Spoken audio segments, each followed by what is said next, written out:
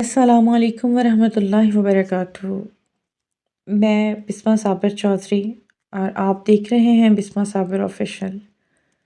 آج کی ہماری ویڈیو کا عنوان ہے اسلام کی تاریخ کے بارے میں، جس سے ہمیں پتہ چلے کہ صحابہ کرام اور ہمارے نبی پیارے نبی حضرت محمد صلی اللہ علیہ وآلہ وسلم نے ہمارے لیے کیا کیا مشکلات کا سامنا کیا ہے، کیا کیا قربانیاں دی ہیں، کون کون سی ایسی تکالیف ہیں جن کو دیکھ کر، جن کو برداشت کر کے اسلام نے یہ مقام حاصل کیا ہے۔ تو مدینہ طیبہ میں حضور اقدس صلی اللہ علیہ وآلہ وسلم کی جلوہ افروزی کو صرف 5 یا 6 سال کا ہی عرصہ گزرا ہوگا کہ اسلام کی بنیادیں مضبوط ہو گئیں۔ 6 ہجری تک تقریباً 50 کے قریب غزوات و سرایا وقوع میں آ چکے تھے، اور ہر معرکہ میں اسلام کی فتح مبین ہوئی تھی۔ اپنے بازوؤں کی طاقت پر بل کھانے والے اور اترانے والے دشمنان اسلام نے تلوار کے ذریعے اسلام کا ہاتھ نیچا کرنے کی صحیح میں اسلام پر ہاتھ اٹھایا، لیکن ہر محاذ پر اسلام کا ہاتھ اونچا رہا۔ اسلام کا غلبہ اور تسلط روز بروز بڑھتا جا رہا تھا۔ لوگ گر و درگر اور جوگ در جوگ داخل اسلام ہو رہے تھے۔ ملک عرب کے کفار، مشرکین اور یہود و متعددہ محاذ کی تشکیل دے کر بھی اسلام کا مقابلہ نہ کر سکے۔ مدینہ منورہ اسلام کے مرکز کی حیثیت سے پورے ملک عرب میں پاسبانی کرنے لگا۔ ملک عرب میں ہر جگہ اسلام اور رحمت عالم صلی اللہ علیہ وآلہ وسلم کا بول بالا ہو گیا۔ یہود اور مشرکین کے حوصلے ٹوٹ گئے۔ اسلام کا مقابلہ کرنا اب ہمارے بس کی بات نہیں، اس احساس کو حقیقت کے درجہ میں باور کرنے لگے۔ لیکن اسلام کی بڑھتی ہوئی شان و شوکت بھی گوارا کر نہیں سکتے تھے۔ عداوت و حسد کی آگ میں ان کے سینے سوختہ ہو گئے تھے، لہٰذا انہوں نے ایک نئی چال چلی۔ ملک شام میں عیسائیوں کی زبردست حکومت تھی۔ ملک شام کا علاقہ بھی زرخیز تھا، تجارت اور کاشتکاری کی پیداوار کا مرکز تھا۔ میوات، پھل و دیگر اشیاء خورد و نوش میں دنیا کی اہم منڈیوں میں شمار کیا جاتا تھا۔ لوگ ہر اعتبار سے آسودہ خاطر اور خوشحال تھے۔ سینکڑوں کی تعداد میں چھوٹی چھوٹی ریاستیں تھیں، ہر ریاست کا ملک الگ تھا، ملک بادشاہ الگ تھا، اور ان تمام بادشاہوں کو شہنشاہ جو ہرکل بادشاہ تھا۔ ملک شام میں ہرکل بادشاہ کی فوجی طاقت کی زبردست دھاک و شہرت تھی۔ اس کے رعب و دبدبے کا یہ عالم تھا کہ ملک شام کے کرب و جوار کے ممالک اس پر لشکر کشی کا تصور کرنے سے بھی کانپتے تھے، کہ اس سے ڈرتے بہت تھے، کیونکہ ہرکل بادشاہ کے لشکر نے فارس اور ترک کی فوجی حکومت پر کے پرزے اڑا کر رکھ دیے تھے۔ مطلب کہ ان کی بہادری کے جوہر بہت زیادہ تھے، جس سے کہ سب ملک کے جو بادشاہ جو تھے وہ ہرکل بادشاہ سے ڈرتے تھے۔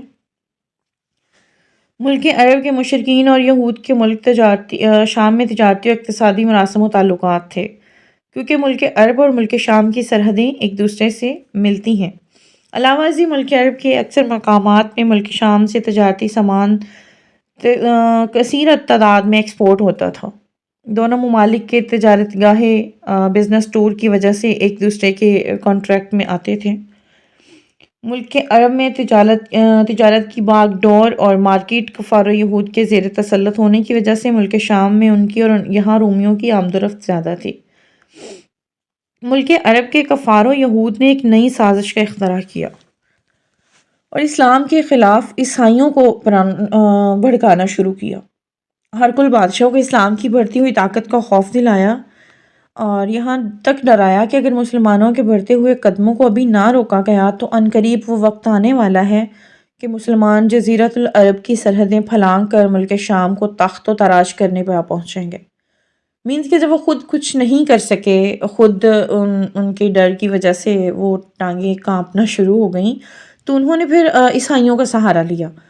انہوں نے پھر وہ جو بہادر بادشاہ تھے ہرکل ان کے، جن سے وہ خود بھی ڈرتے تھے، ان کو اکسانا شروع کر دیا اسلام کے خلاف۔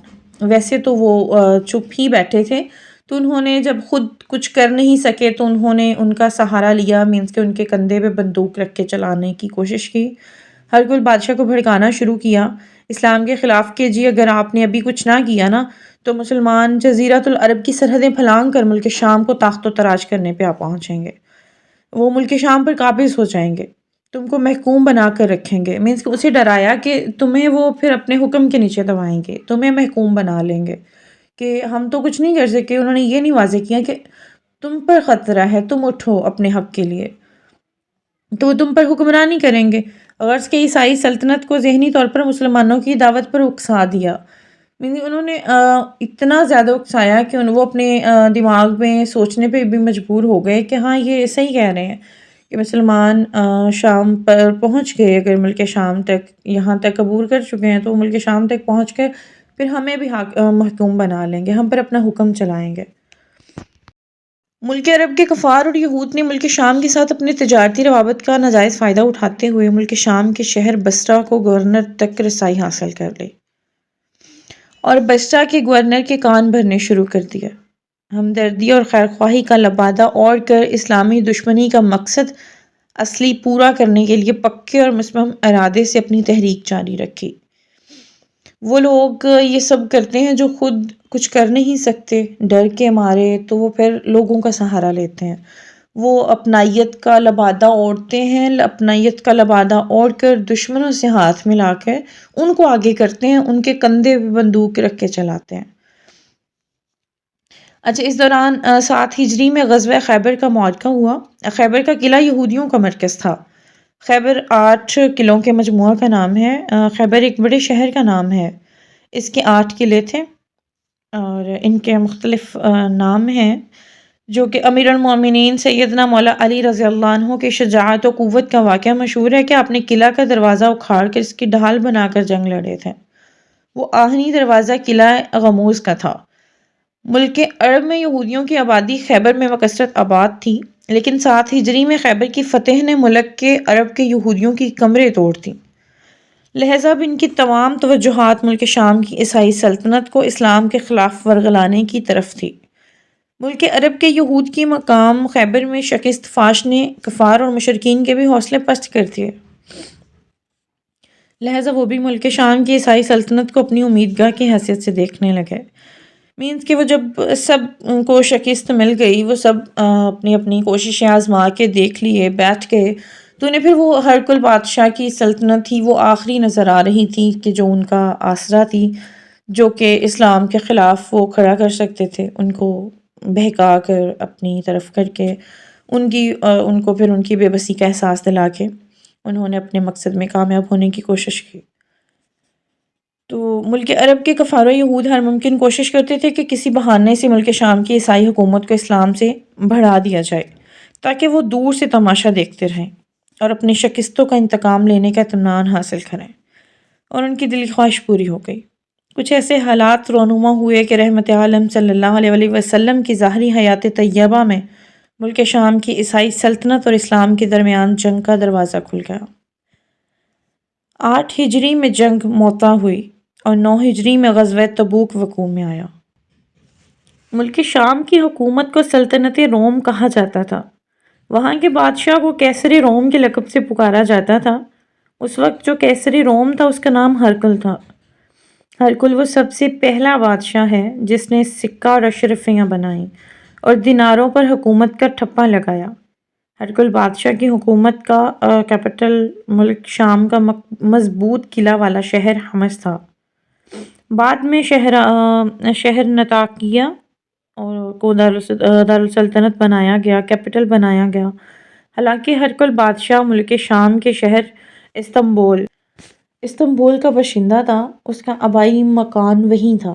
جب ملک فارس کے ساتھ روم کی جنگ ہوئی تھی تو روم کے کچھ علاقے رومیوں کے ہاتھ سے نکل کر فارسیوں آتش پرستوں کے قبضے میں چلے گئے تھے، لہٰذا ہرقل بادشاہ نے منت مانی تھی کہ اگر وہ مقبوضہ علاقہ واپس مل جائیں تو میں قسطنطنیہ سے برہنہ بیت المقدس حاضری دوں گا اور مسجد اقصیٰ میں نماز پڑھوں گا اور عبادت کروں گا۔ چنانچہ جب رومی لشکر نے فارسیوں کو شکست دی اور مقبوضہ علاقے رومیوں کے قبضے میں واپس آئے تو ہرقل بادشاہ نے حکم دیا کہ قسطنطنیہ سے بیت المقدس تک کے راستہ میں فرش بچھایا جائے اور فرش پر خوشبودار پھول ڈالے جائے۔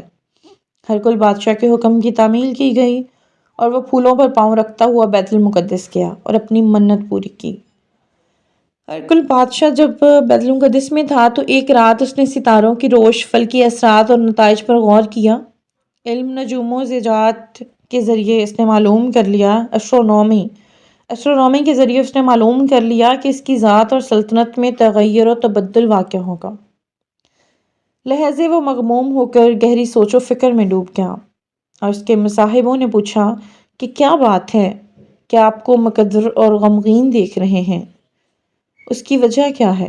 ہرکل نے کہا کہ فلکی سیاروں کی روش ایسا ظاہر ہوتا ہے کہ ملک الختان نے ظہور کیا ہے، یعنی اس قوم کے بادشاہ نے ظہور کیا ہے جس قوم میں ختنہ کرنے کی سنت رائج ہے، اور عنقریب اس کا دست تسلط ہماری مملکت کے علاقہ میں داخل ہوگا اور ہمارے شہروں کے باشندوں پر وہ فتح غلبہ حاصل کرے گا۔